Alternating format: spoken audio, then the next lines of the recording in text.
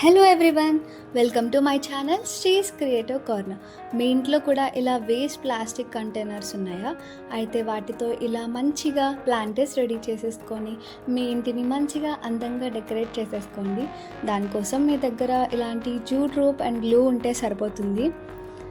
Glue తోటి jute రోప్ని మొత్తం ఇలా రౌండ్గా స్టిక్ చేసుకోండి. వీడియోలో చూపిస్తున్నట్టు నేను ఫస్టే జూట్ రోప్ని 3 లేయర్స్ తీసుకొని ఇలా బ్రేడ్ అల్లి ఉంచుకున్నాను. తర్వాత దీన్ని ఇక్కడ అటాచ్ చేస్తున్నాను.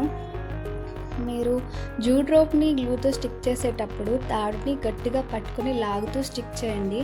అప్పుడే లూజ్గా రాకుండా స్టిఫ్గా వస్తుంది.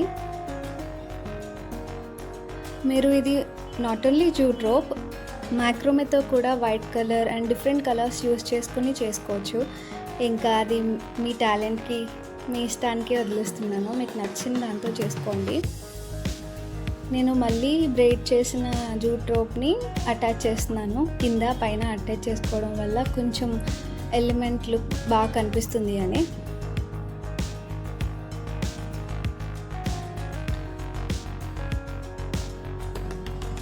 ఇది అంతా ఆరిపోయిన తర్వాత ఆ గ్లూ మార్క్స్ ఏం కనిపించవు మీకు. డోంట్ వరీ, కొంచెం గ్లూ ఎక్కువే పెట్టండి. దానివల్ల నెక్స్ట్ అది ఊడిపోకుండా ఉంటుంది. దానిపైన నేను ప్లాస్టిక్ కనపడకుండా మళ్ళీ కవర్ చేస్తున్నాను.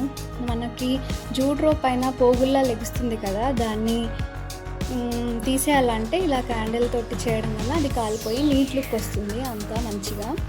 తర్వాత దీనికి ఏదైనా డిజైన్ యాడ్ చేస్తే బాగుంటుంది అనిపించింది. అందుకే నా దగ్గర మాస్కింగ్ టేప్ ఉంది. దాంతో ఇలా చిక్చాక్ ప్యాటర్న్లో వచ్చేలాగా స్టిక్ చేసుకున్నాను. ఆ మధ్యలో ప్లేస్ని నేను బ్లాక్ కలర్తో ఫిల్ చేసుకుంటున్నాను. తర్వాత మాస్కింగ్ టేప్ రిమూవ్ చేసేస్తే మనకి అది మంచిగా జిగ్జాగ్ టేప్ ప్యాటర్న్లో వస్తుంది. చాలా మంచిగా లుక్ కనిపిస్తుంది. నేను పెయింట్ని వాటర్లో కలుపుకొని జస్ట్ పెట్టేశాను. దానివల్ల బాగా స్టిక్ అవుతుంది.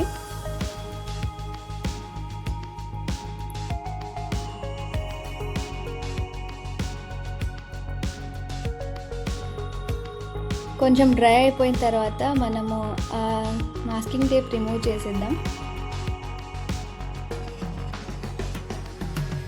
ఇది రిమూవ్ చేస్తుంటే ఏదో మైండ్కి చాలా రిలాక్సింగ్గా అనిపిస్తుంది నాకు ఆ లుక్ చూస్తుంటే.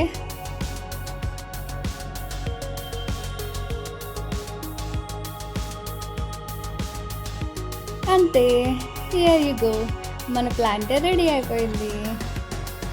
నా జీజీ ప్లాంట్కి మంచి ప్లాంటర్ వచ్చేసిద్ది. Thank you for watching. Please subscribe my